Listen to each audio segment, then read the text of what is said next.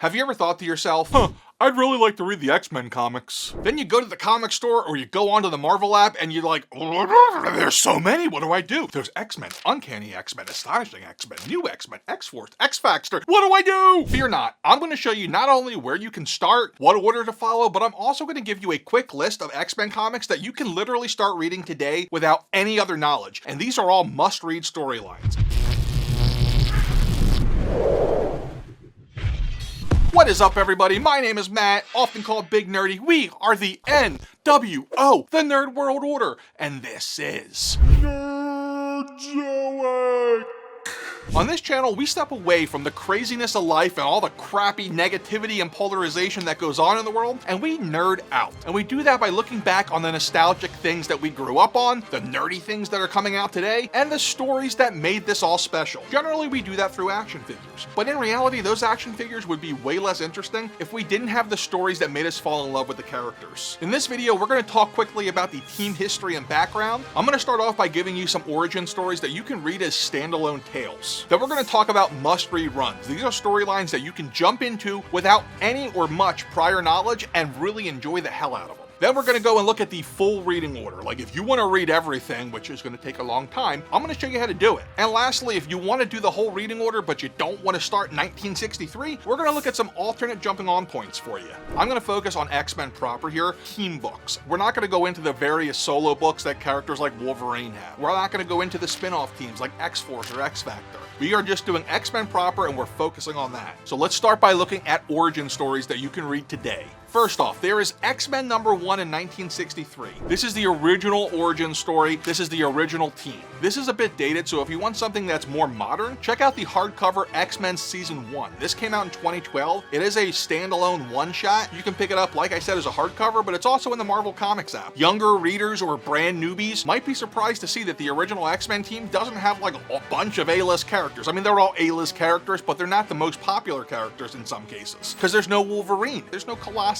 If you want to get started on a more modern team and not really worry about the original 5, check out Giant-Sized X-Men #1, which features many first appearances and came out in 1975. We're talking first appearances of Storm, Colossus, Nightcrawler, the first time we ever see Wolverine on an X-Men team. So yeah, this is pretty much the most modern origin. And it's not an origin, it doesn't really start there. It's really more of a jumping on point, but highly suggested. Now let's talk must-read runs. So these are storylines you can jump into that you have to read. We're going to start off with the obvious one, and that is the entire Phoenix Saga. Now they have brought the Phoenix Saga back multiple times. The Phoenix Force is a cosmic entity that attaches itself like a parasite to a host. And like with most things, the original is the best. Now my first experience with this storyline actually came in the X-Men cartoon that came out in 1992 or 93, somewhere in there. I actually didn't read the comic run until probably like 5-10 years ago, but it is definitely something you want to check out. The entire Phoenix Saga is cut into 2 parts. X-Men 101 to 108 shows the origin of the Phoenix, and X-Men 129 to 138 shows the whole Dark Phoenix part of the saga. And honestly, you should read the in-between because it makes the emotional gut punch that much harder. Next up is the New X-Men by Grant Morrison. This is considered the birth of the modern X-Men, and it came out back in 2001. Hey, when I graduated high school. I'll be honest, I am not a fan of some of the artistic decisions here, like Beast's secondary mutation and it's supposed to be more like a lion than what I don't know. I'm not a huge fan. But we do get more Jean Grey Phoenix content, and like I said, to me, it's not as good as the original, but hey, you can never go wrong with an awesome concept.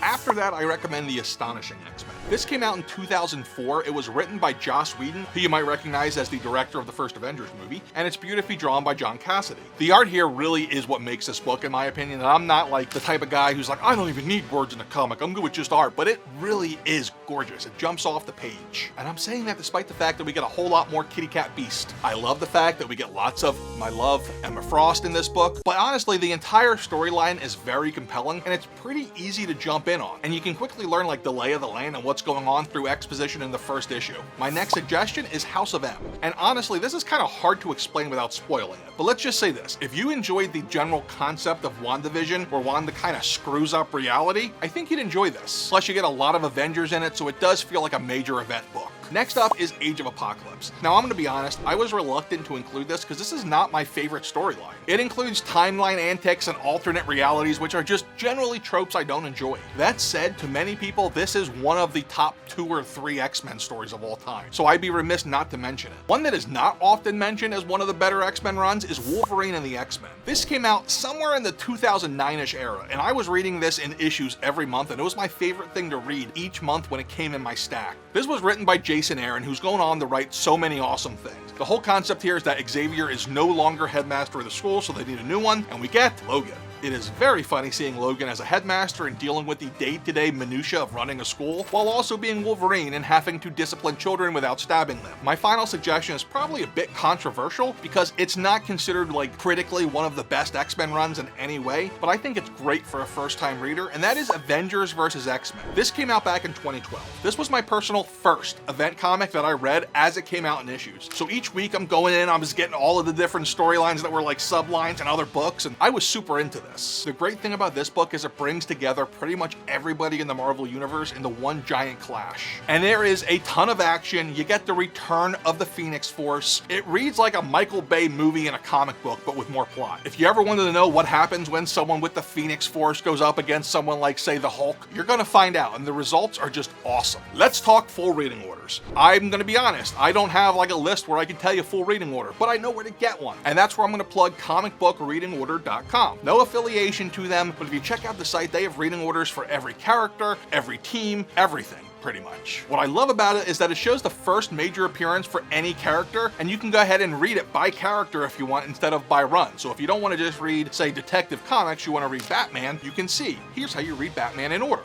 As far as alternate jumping on points, there are some on comic book reading order, and these are the kind of more common ones that people talk about. First off, Giant Size X-Men #1. Makes sense. It is actually a major collector book, highly sought after by the comic collectors, and it's considered the birth of the modern era. Like I said, many first appearances. It is a great place to start, but it might be too far back for you. Some of the other options as jumping on points on comic book reading order are Mutant Massacre and New X-Men #114, and honestly, I don't personally recommend these as a jumping on point. I don't think they're a great spot. Instead, if you want to jump on more modern, like say 21st century, I'd say go with the Grant Morrison run on New X-Men. It is probably the best jumping on point for the new era, or you can even go further to 2004's Astonishing X-Men that I talked about earlier with my love Emma Frost. And one other jumping on point, you can jump right into the Avengers vs. X-Men storyline. You can go pick that up in a single volume. You can read it on the comic book app. It's an easy jump on. It's a fun first read. If you're reading this with your kids, like I said, I read it with my 8-year-old. He absolutely loved it. It's a great place to jump on, and you can kind of go from there because the ramifications are still being felt today, 10 years later in comics worldness. The X-Men and all of their different characters probably represent the largest percent of Marvel books ever written, but if you wanted to check out some other ones that have a huge amount of books, check out Spider-Man here. So the Spider-Man reading order's here. If you want to jump right in, I got everything covered for you. Check it out, and if you want to see more of these reading order videos,